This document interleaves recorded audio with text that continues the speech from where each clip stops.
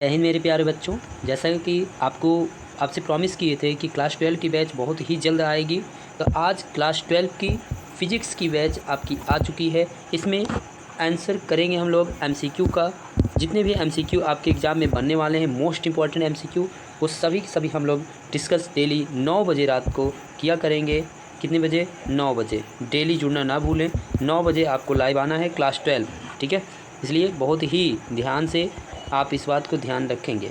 और जितने भी प्रश्न पूछे गए प्रीवियस ईयर, सभी प्रश्नों को हम लोग यहाँ पे अटेम्प्ट करने वाले हैं। एक एक प्रश्न को अटेम्प्ट करेंगे, ठीक है। तो आइए शुरू करते हैं आज की कहानी। आज की कहानी कुछ इस प्रकार है। निर्देश: प्रत्येक प्रश्न के उत्तर के लिए 4 विकल्प दिए गए हैं, जिनमें से एक ही सही है, ठीक है।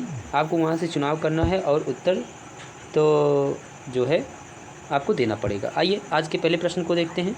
तो आज का पहला प्रश्न आपसे ये कहा गया है, एक ही प्रश्न को बहुत ही ध्यान से अटेम्प्ट करिएगा, और जो भी नहीं समझ में आएगा आप कमेंट बॉक्स में अवश्य कमेंट करें कि हाँ सर मुझे ये प्रॉब्लम आ रही है। पहला प्रश्न कहा गया है, वायु के सापेक्ष जल और कांच के अपवर्तनांक क्रमशः 4/3 और 5/3 दिया गया है। तो कांच के जल के सापेक्ष अपवर्तनांक कितना होगा? आपके बताना है कि अगर वायु के सापेक्ष जल का और कांच का अपवर्तनांक कितना दिया जा रहा है। जो जल का अपवर्तनांक है वो 4/3 है, जबकि कांच का जो अपवर्तनांक है वह 5/3 है। तो बताना ये है कांच का जल के सापेक्ष जो है अपवर्तनांक कितना होगा। ध्यान रहे, यह 2017 का प्रश्न रह चुका है। क्या पूछा गया है? 2017 में। तो पहले का करेक्ट आंसर क्या हो जाएगा? 5/4 यहाँ पे करेक्ट आंसर हो जाएगा। कितना हो जाएगा? 5/4, ठीक है। अगला प्रश्न देखते हैं। अगला प्रश्न कहा गया आपसे, प्रश्न संख्या 2 कहा गया है, वायु में प्रकाश की चाल 3 × 10⁸ मीटर प्रति सेकंड है। 1.5 अपवर्तनांक वाले कांच में प्रकाश की चाल कितनी होगी? क्या कहा गया प्रश्न? वायु में जो प्रकाश की चाल है वह 3 × 10⁸ मीटर प्रति सेकंड है। अगर 1.5 अपवर्तनांक वाले कांच में जो है पूछा गया है कि प्रकाश की चाल कितनी होगी। दूसरे को बताना ये है करेक्ट आंसर क्या हो जाएगा। तो दूसरे का करेक्ट आंसर की बात करें तो यहाँ पे अगर वायु में प्रकाश की चाल 3 × 10⁸ मीटर प्रति सेकंड है, तब 1.5 वाले पूछा गया है, जिसमें हो जाएगी 2 गुणे जो है 10⁸ मीटर प्रति सेकंड, यानी कि ऑप्शन नंबर 2 यहाँ पर हमारा करेक्ट आंसर हो जाएगा। यह भी प्रश्न 2017 में पूछा गया है। अगला प्रश्न देखते हैं। अगला प्रश्न कहा गया आपसे कि यदि किसी माध्यम से निर्वात में संपूर्ण आंतरिक परावर्तन के लिए क्रांतिक कोण का मान 30 अंश कह दिया गया। क्रांतिक कोण कितना है? 30 अंश का है। तो माध्यम में पूछा गया, माध्यम में प्रकाश का वेग कितना होगा? कब पूछा गया? 2015 व 17 दोनों में पूछा गया है। बताइए तीसरे का करेक्ट आंसर क्या हो जाएगा? कहा गया किसी माध्यम में जो संपूर्ण आंतरिक कोण का परावर्तन के लिए क्रांतिक कोण का मान है वह 30 अंश है। तो बताना है माध्यम में प्रकाश का वेग कितना हो जाएगा। तीसरे का करेक्ट आंसर क्या हो जाएगा? तो ऑप्शन नंबर बी हमारा करेक्ट आंसर हो जाएगा। 1.5 × 10⁸ यहाँ पे हमारा करेक्ट आंसर हो जाएगा, ठीक है। अगला प्रश्न देखा जाए। अगला प्रश्न कहा गया आपसे, ध्यान दीजिएगा। अगला प्रश्न कहा गया है, यदि सघन माध्यम में आपतन कोण, ध्यान दीजिए क्या कहा गया है आपसे, यदि सघन माध्यम में आपतन कोण क्रांतिक कोण के मान के बराबर हो, अपवर्तन कोण का मान कितना होता है? ध्यान है 2016 और 17 दोनों में पूछा गया है, ठीक है। बताइए चौथे का करेक्ट आंसर क्या हो जाएगा। कहा गया सघन माध्यम में, किस माध्यम में? सघन माध्यम में आपतन कोण का मान क्रांतिक कोण के मान के क्या हो जा रहा है? बराबर हो जाए, तो अपवर्तन कोण का मान क्या होगा? चौथे का करेक्ट आंसर बताइए। तो कितना अंश हो जाता है? 90 अंश का हो जाता है। ऑप्शन नंबर यहाँ पे सी यानी कि तीसरा हमारा करेक्ट आंसर देखने को मिल जाएगा। अगला प्रश्न देखते हैं। अगला प्रश्न कहा गया आपसे, यदि विरल तथा सघन माध्यम में प्रकाश की चाल v1 तथा v2 हो, तब सघन माध्यम में क्रांतिक कोण का मान होगा। कितना होगा ये बताना है। ये 2016 में प्रश्न पूछा जा चुका है, ठीक है। तो पाँचवें का करेक्ट आंसर क्या हो जाएगा? तो जो v1 व v2 कहा गया है, इसमें यदि विरल तथा सघन माध्यम प्रकाश की चाल क्या हो जाए? v1 तथा v2 हो जाए, तो यहाँ पे v1 और v2 इक्वल आएगा, यानी कि v2 = v1 sin c हो जाएगा। क्यों? क्योंकि होता क्या है, साइन c बराबर क्या हो जाएगा?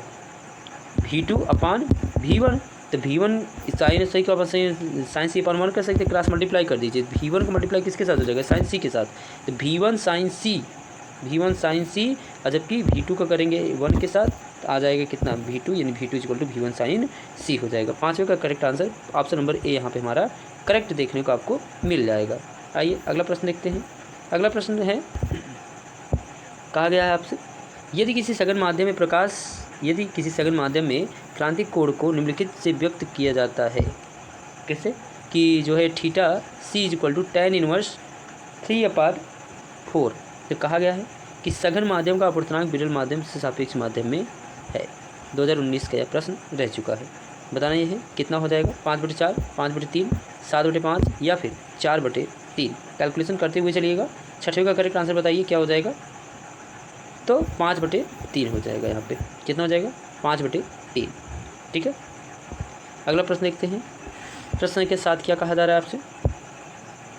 प्रश्न संख्या 7 है, दो लेंस जिनकी शक्तियाँ जो है 4D और -2D यानी डायोप्टर, डी मतलब होता है यहाँ डायोप्टर से। यदि दो लेंस जिनकी शक्तियाँ 4 डायोप्टर तथा -2 डायोप्टर है संपर्क में रखे हैं, संयुक्त लेंस की शक्ति है। बताना यह है कि संयुक्त लेंस की जो है शक्ति कितनी हो जाएगी। 2017 में यह प्रश्न पूछा गया है।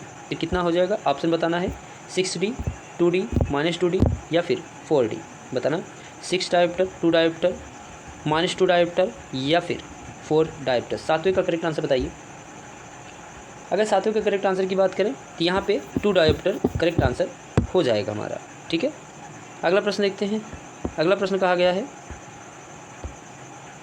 दो लेंस जिनकी शक्तियाँ 4 डायोप्टर -2 डायोप्टर से संपर्क में रखे गए हैं, संयुक्त लेंस की फोकस की दूरी कितनी है। ध्यान सुनिएगा, यहाँ पे पूछा गया शक्ति कितनी है, इस बार पूछ लिया गया फोकस दूरी कितनी है। 50 सेंटीमीटर, 75 सेंटीमीटर, 25 सेंटीमीटर, 1 मीटर। आठवें का करेक्ट आंसर क्या हो जाएगा। तो अगर दो लेंस जिनकी शक्ति 4 व 2 डायोप्टर है तो वह जो है संयुक्त फोकस दूरी कितनी हो जाएगी, 50 सेंटीमीटर। ऑप्शन नंबर ए यहाँ पे हमारा आठवें का करेक्ट आंसर हो जाएगा। अगला प्रश्न देखते हैं। अगला प्रश्न कहा जा रहा है 9वां, दो लेंस जिनकी क्षमताएं 5 डायोप्टर 3 डायोप्टर है संपर्क में रखे गए हैं, संयुक्त लेंस की फोकस दूरी कितनी हो जाएगी। 2015 का प्रश्न रह चुका है। तो पूछा गया, ऑप्शन दिया गया है 50 सेंटीमीटर, 75, 2 मीटर, 20 सेंटीमीटर। बताइए 9वें का करेक्ट आंसर क्या हो जाएगा।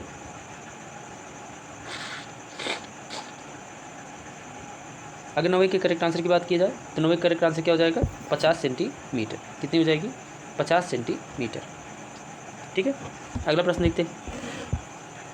अगला प्रश्न कहा गया है, क्या कहा गया, संपर्क में रखे उत्तल व अवतल लेंस की फोकस दूरियाँ 12 सेंटीमीटर तथा 18 सेंटीमीटर, संयुक्त लेंस की फोकस दूरी कितनी होगी। बताना यह है कि कितनी होगी। ऑप्शन ए है 50, 45, 36, 18। बताइए 10वें का करेक्ट आंसर क्या हो जाएगा।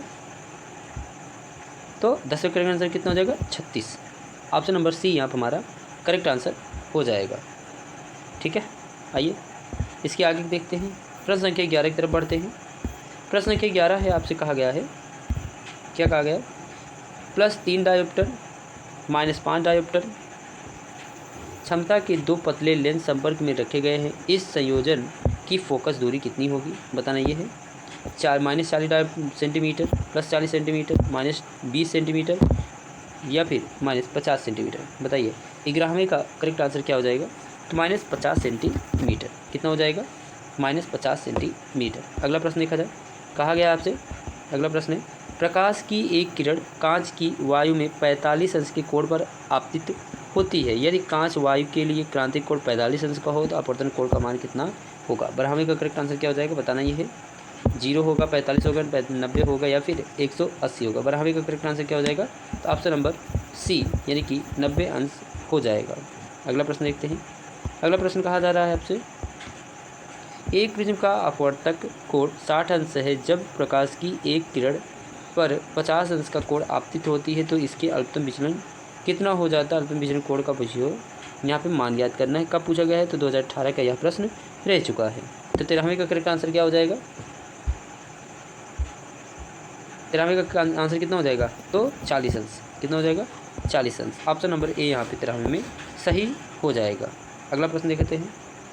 अगला प्रश्न कहा गया है, जब एक प्रकाश की किरण यन अपवर्तनांक, ध्यान दीजिए, यन अपवर्तनांक के माध्यम में प्रवेश करती है तब अपवर्तन कोण का मान आपतन कोण के मान का आधा रह जाता है। तो अपवर्तन कोण का मान कितना होगा। 14वें का करेक्ट आंसर बताइए। बताना ऑप्शन है आपका 2 cos इनवर्स यन, cos इनवर्स यन अपान 2, 2 sin इनवर्स यन अपान 2, 2 cos इनवर्स यन अपान 2। बताना ये 14वें का करेक्ट आंसर कितना हो जाएगा। तो option number B cos inverse यन बटे 2। याद कर लीजिएगा, एक एक प्रश्न को बहुत ध्यान से जो है देखेंगे और करते हुए चलेंगे। अगला प्रश्न कहा गया आपसे, एक कोण वाले प्रिज्म के पदार्थ का अपवर्तनांक √2 है तथा न्यूनतम विचलन कोण 90 माइनस ए है, तब ए का जो है मान बताना है।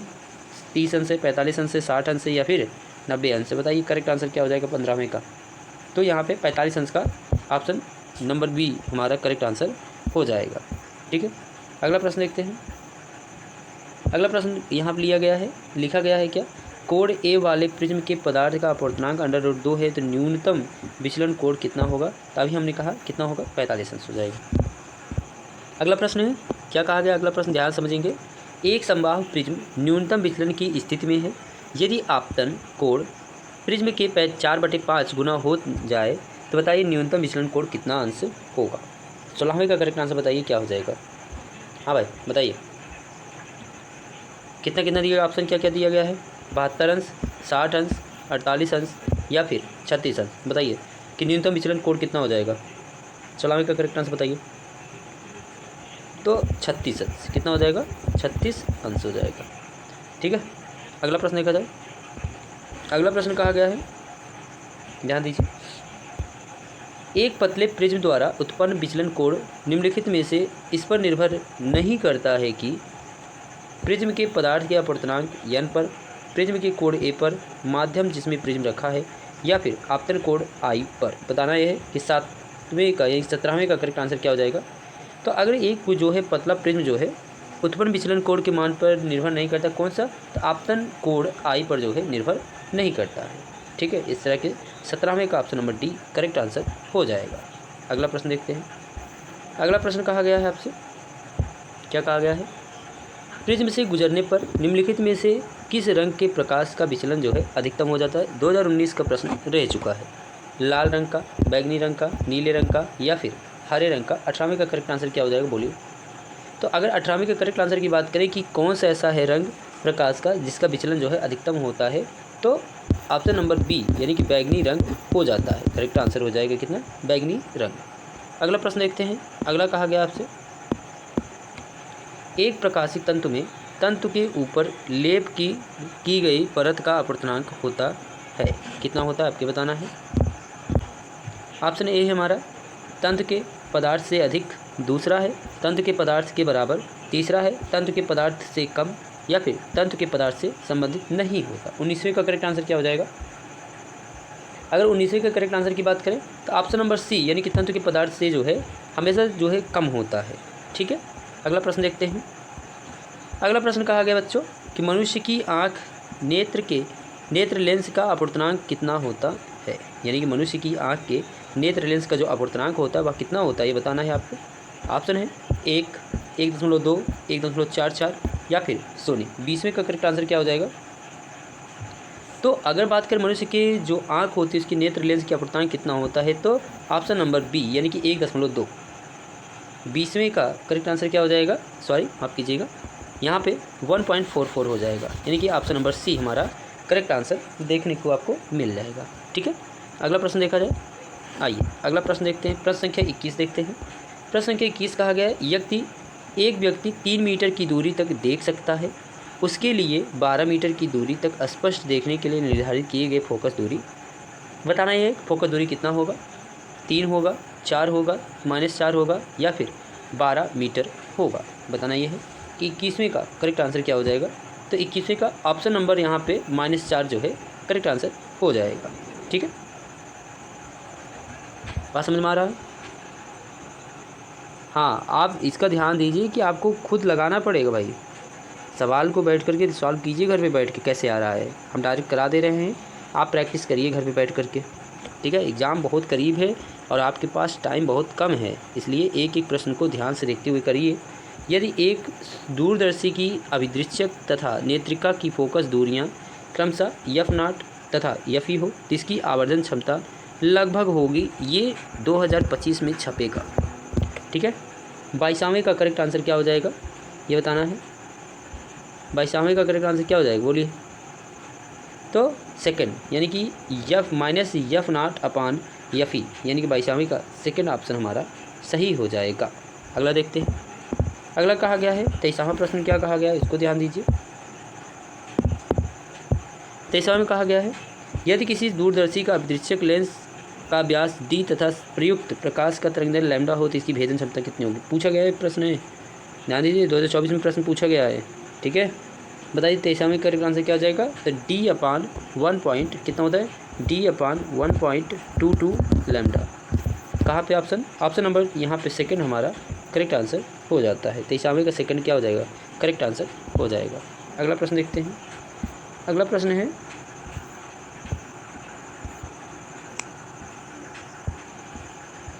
ध्यान दीजिए, अगला प्रश्न कहा गया है दूरदर्शी की विभेदन क्षमता निर्भर करती किस पे, अपदृश्य की फोकस दूरी पर, नेत्रिका की फोकस दूरी पर, दूरदर्शी की लंबाई पर, या फिर अपदृश्य के द्वारक पर। बताना ये 24वां का करेक्ट आंसर क्या हो जाएगा।